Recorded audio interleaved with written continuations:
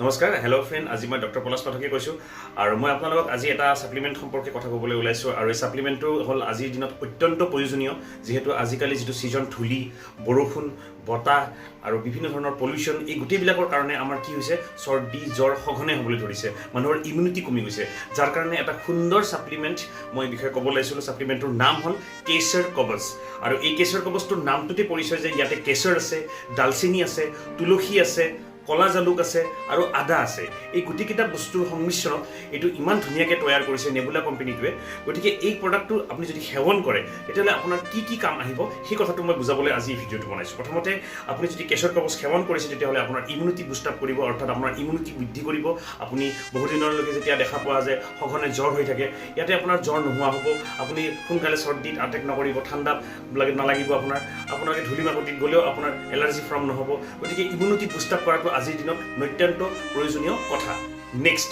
ইয়াতে দৃষ্টিশক্তি বৃদ্ধি কৰিব দৃষ্টিশক্তিটো বৃদ্ধি কৰাৰ কাৰণে আপুনি কেশৰ কৱচটো সুন্দৰভাৱে সেৱন কৰিব পাৰে এটা ভাল উপশম পাব তাৰ পৰা স্মৃতিশক্তি বৃদ্ধি কৰিবলৈ ব্ৰেইন হেল্থটো ডেভেলপমেণ্টৰ কাৰণেও কেশৰ কৱচে খুব ধুনীয়া কাম কৰে তাৰ উপৰিও আপোনাৰ এটা ইম্পৰ্টেণ্ট ৰোল আছে যে এইটো এণ্টি ইনফ্লেমেটৰী এণ্টি ফাংগেল আৰু এণ্টি বেক্টেৰিয়েল এই তিনিটা কামতে কেশৰ কৱচ সেৱন কৰিব পাৰে এণ্টি ইনফ্লেমেটৰী মানে আমি জানো যে আমাৰ ইনফ্লেমেশ্যন হয় ফুলি উঠে কেতিয়াবা বিষ হৈ যায় এণ্টি ফাংগেল মানে জানো আমি কিছুমান এটেক্ট হয় বেমাৰৰ পৰা এণ্টি বেক্টেৰিয়াৰ পৰা আমাৰ বহুত বেমাৰ এটেক কৰিব পাৰে যাৰ কাৰণে আমি বেমাৰ আজাৰৰ পৰা আঁতৰি থাকিব পাৰিম যদি আমি কেশৰ কৱচ সেৱন কৰোঁ ঠিক তেনেকৈ ই ৰেছপিৰেটৰী অৰ্ডাৰবিলাক ডিছঅৰ্ডাৰ যিবিলাক আমি কওঁ যেনেকুৱা আমাৰ কফ থাকে এষ্টেমা থাকে এইবিলাক ক্ষেত্ৰতো ই খুব ধুনীয়া কাম কৰিব এষ্টেমা আৰু কফৰ ক্ষেত্ৰত 2 দিন 3 দিন ভালকৈ সেৱন কৰিলে বহুত ধুনীয়া ৰিজাল্ট পোৱা বহুত উদাহৰণ আমাৰ লগত আছে নেক্সট আমাৰ ই হজম শক্তিটো বৃদ্ধি কৰিব হজম শক্তি বৃদ্ধি কৰিলে আপুনি জানে যে আজিকালি হজমটো এটা বহুত ডাঙৰ কথা মানুহৰ